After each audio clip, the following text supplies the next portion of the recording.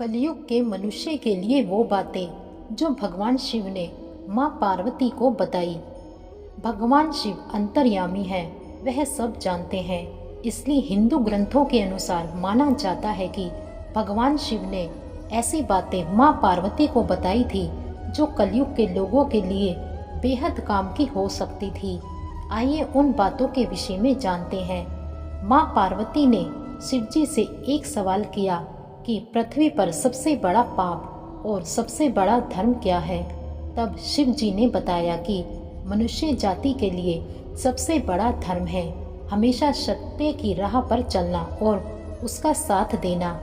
इसके विपरीत मनुष्य के लिए सबसे बड़ा पाप है असत्य बोलना और उसका साथ देना।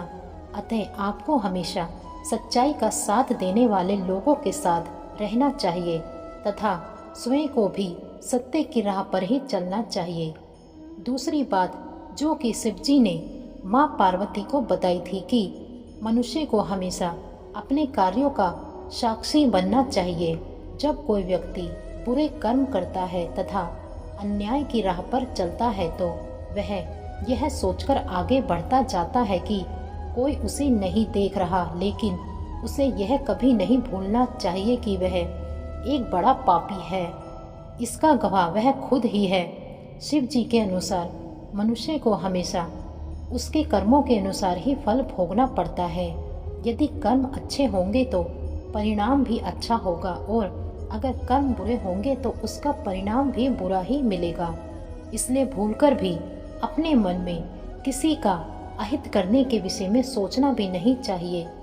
भगवान शिव ने पार्वती जी से बताया कि यदि मनुष्य किसी व्यक्ति, परिस्थिति या अपने आप से बहुत लगाव रखता है तो वह कभी जीवन में सफल नहीं हो सकता, क्योंकि इन सब के लगाव के कारण वह एक माया जाल में उलझा रहता है।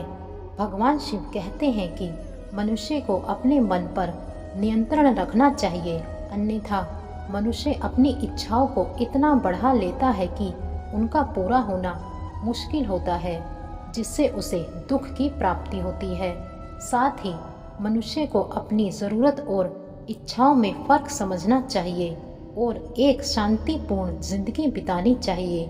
जय शिव शंकर।